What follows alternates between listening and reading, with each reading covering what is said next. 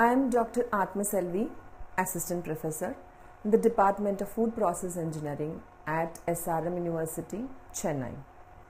Dear students, in this lecture, I will discuss about the process involved in the production of fruit-based concentrated products. Examples of fruit-based concentrated products are jam, jelly, concentrated fruit juice, marmalades, etc. I believe that this module will be interesting as most of us like jam and jelly. Fruit-based concentrated products are prepared by boiling fruit pulp with sufficient sugar to a reasonable thick consistency, firm enough to hold the fruit tissues in position. The main ingredient in these products are fruit, sugar, pectin and acids. These products contain high amount of sugar. Fruit-based concentrated products remain self-stable even without refrigeration. The objective of this lecture is to know the process of making various fruit-based concentrated products and also to know the various problems associated with the preparation of fruit-based concentrated products. Let us start with the process of making fruit puree, example mango puree. First and foremost important factor is the selection of fruit. To make a good quality puree, selection of mango is very important. The mango should be matured, firm with required color and flavor. The selected fruit then goes for ripening. Ripening can be either natural ripening process or by passing ethylene gas in ripening chamber. Then the fruits are washed in chlorinated water with concentration of 70 ppm followed by washing in soft water. The tips and the stone of the mangoes are then removed. The mango then goes to the pulper from where you will get mango pulp. The pulp is then preheated at 60 degrees centigrade to loosen its structure. The pulp is sent to the decanter where the fibers, black and brown specks are removed by centrifugal force. The pulp then goes to the evaporator where the water is removed till the required concentration is reached.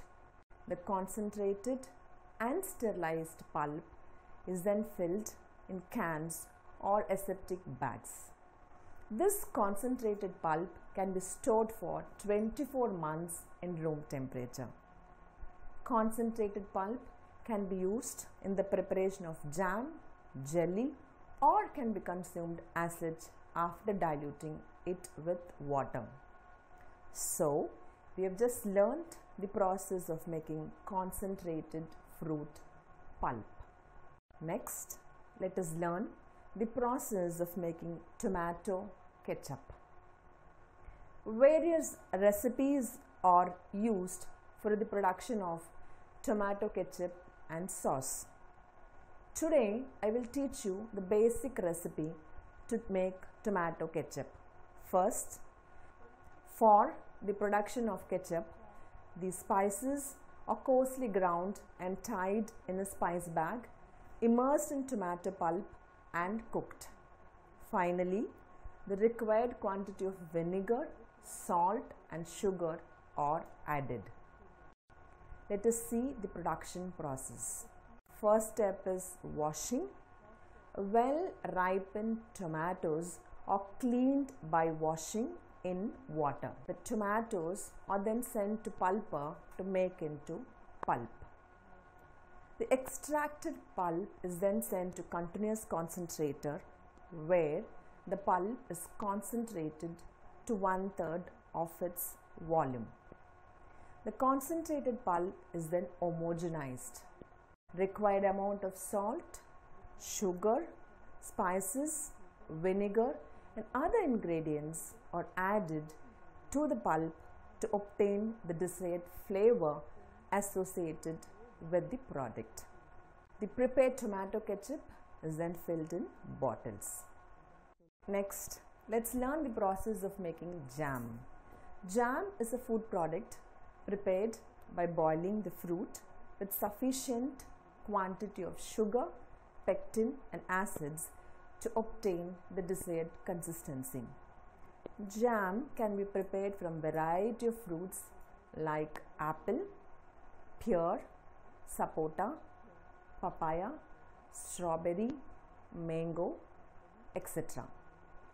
Jam can be prepared from single fruit or fruits can be used in combinations. Pectin is used as the thickening agent in the jam preparation. In fruits, pectin is formed during ripening and also during cooking of unripened fruits from the parent compound known as protopectin. Fruits like apple, guava, papaya, citrus peel have high amount of pectin, and fruits like blueberries, strawberries, sapota, custard apple have less amount of pectin. Based on the pectin content present in the fruit, pectin need to be added in the recipe. Sweetening agent used in the preparation of jam is sugar. Proper balance in the preparation of jam is maintained by the citric acid.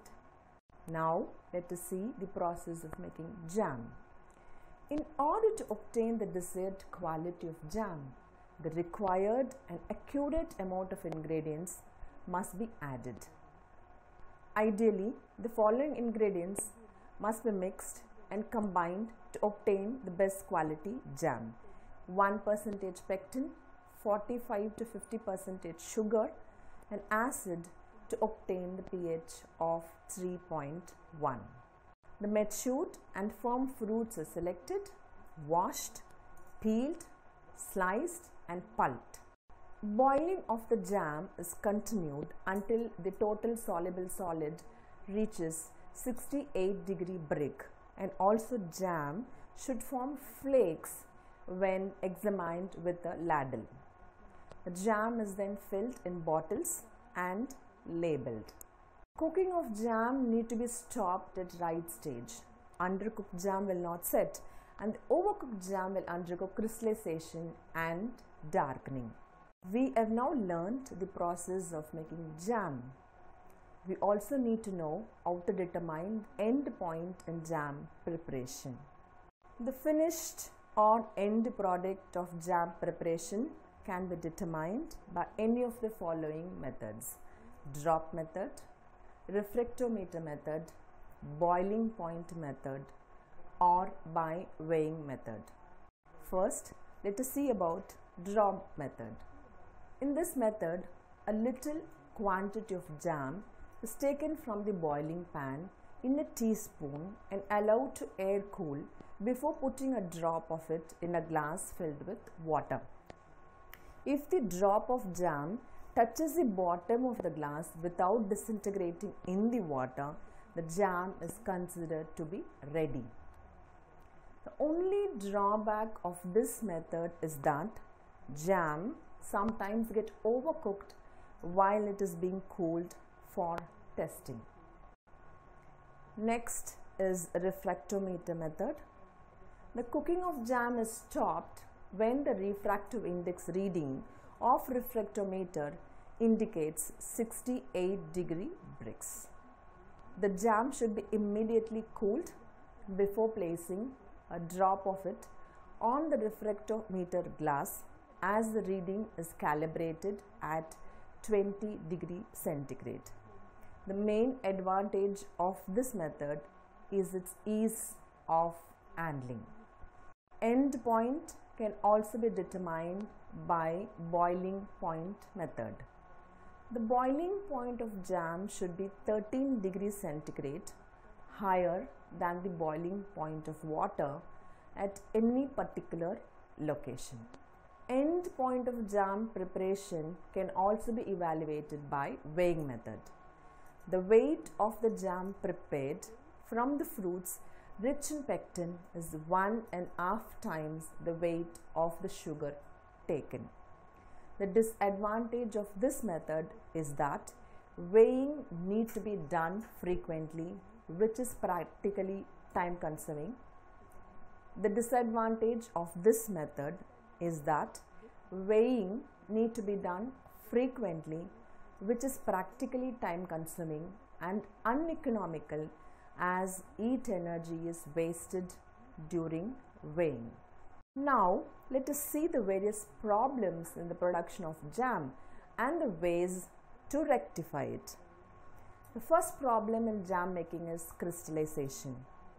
In the jam, invert sugar must be present in the concentration of 30 to 50%. If this concentration reduced below 30%, cane sugar may undergo crystallization upon storage. And if the concentration of invert sugar increases above 50%, the jam will form into honey-like mass due to the formation of small glucose crystals. This crystallization can be prevented by addition of corn syrup or glucose along with sugar cane in the jam preparation. Next, sticky or gummy jam.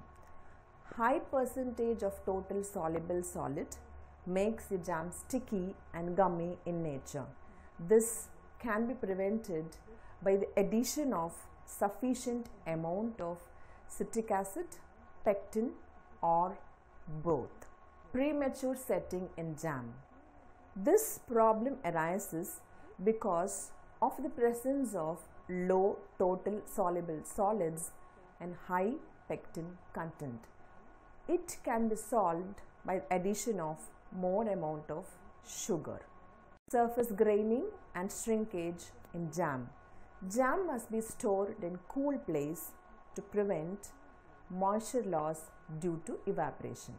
This moisture loss results in shrinkage and surface graining, which affect on appearance of the product.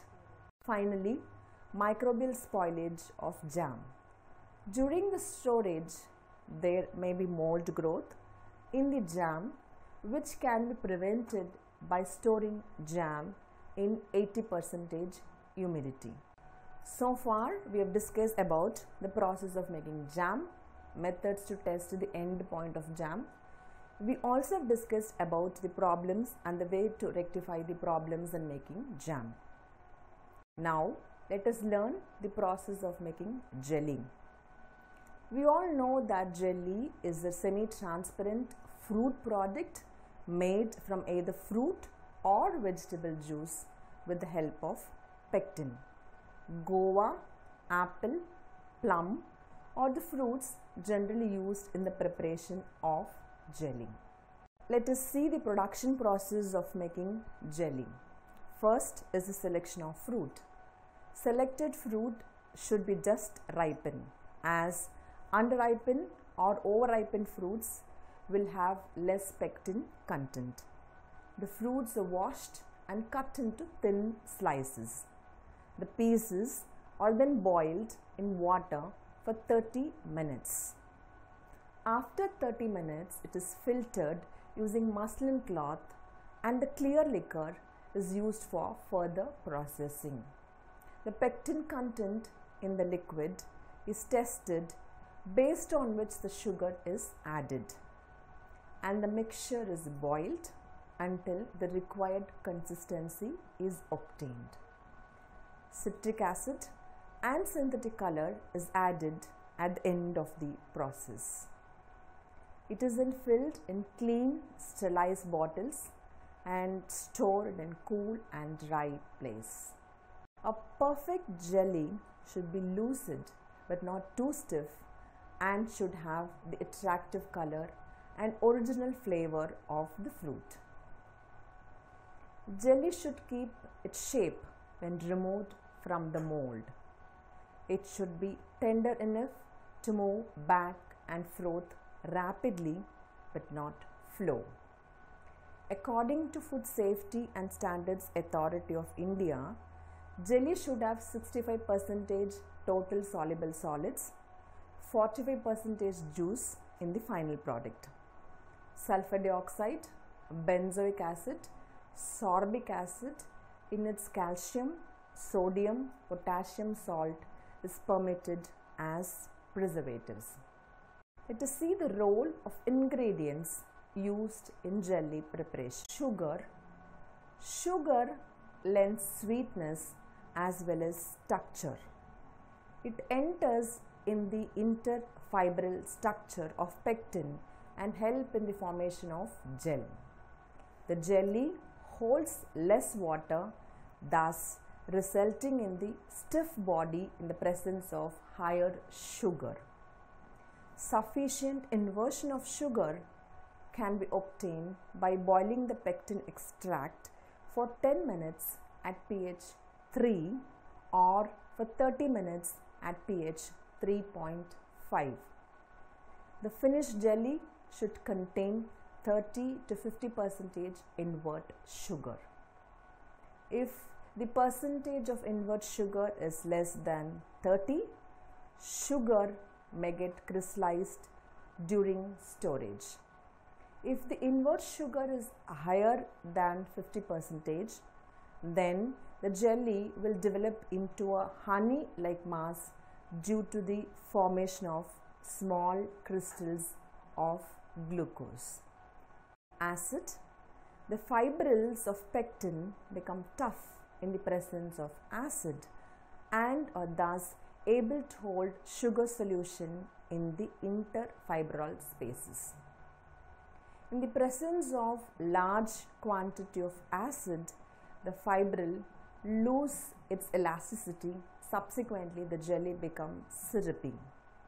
However, the lower amount of acid results in the formation of weak fibril structure. The jelly becomes weak and tender. Next ingredient is pectin. Pectin substances present in the form of calcium pectate are responsible for the firmness of fruits. Pectin is the most important constituents in the gel formation with sugar and acid. Pectin tends to keep the sugar from crystallizing by acting as a protective mixture. But its effectiveness towards the prevention of crystallization is lost when the concentration of the sugar is 70% or more. The gelling power depends upon the amount of pectin as well as its degree of polymerization. We have now learnt that pectin is very important in jelly making. Let us now see how to evaluate the quality of pectin. The pectin quality in strained fruit juice or pulp is usually determined by two different methods: alcohol test or gel meter test. First, let me elaborate about alcohol test. 1 part of extracted fruit juice or filtered pulp is mixed with 3 parts of 95% alcohol and is allowed to stand for few minutes. A single transparent lump or clot will be formed in the case of extract rich in pectin. In that case, an equal amount of sugar is to be added. The formation of less firm and fragmented clot suggests the presence of moderate amount of pectin. 3/4 of the amount of sugar is to be added. The formation of numerous small granular clots shows the poor content of pectin in the extract, in which half the quantity of sugar is to be added. Next is gel meter test. The gel meter is held in the left hand with the thumb and the forefinger. The bottom of gel meter tube is closed with little finger. With the help of spoon, the strained extract is poured into the gel meter and held in the right hand till it is filled to the brim.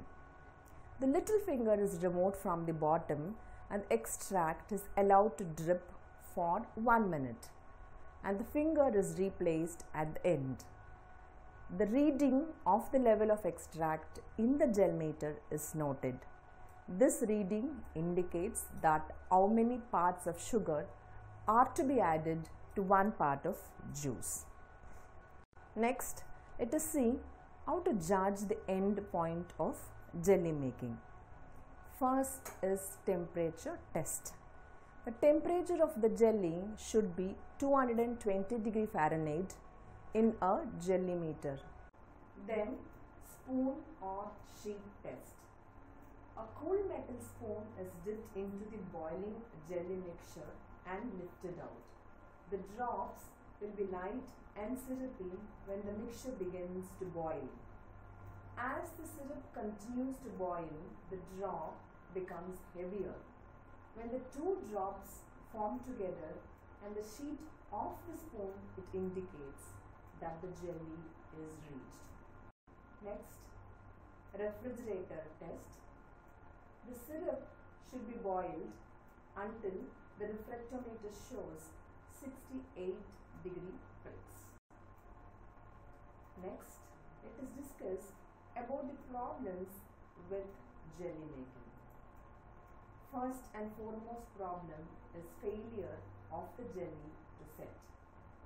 It is due to improper balance between various constituents of jelly, example, lack of acid or pectin, addition of too much sugar, inaccurate measurement, insufficient cooking, overcooking, and slow cooking prevents the pectin from building a proper network of jelly.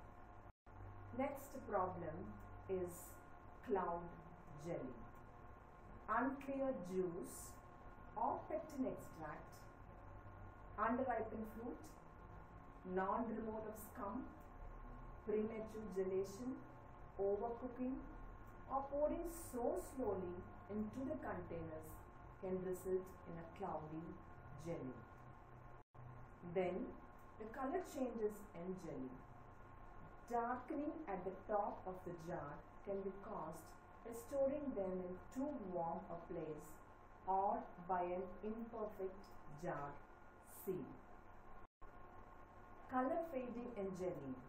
Fading can occur with the red fruits if they are stored in too warm and too bright areas or stored too long, as the natural colorants are highly susceptible to high temperature and light.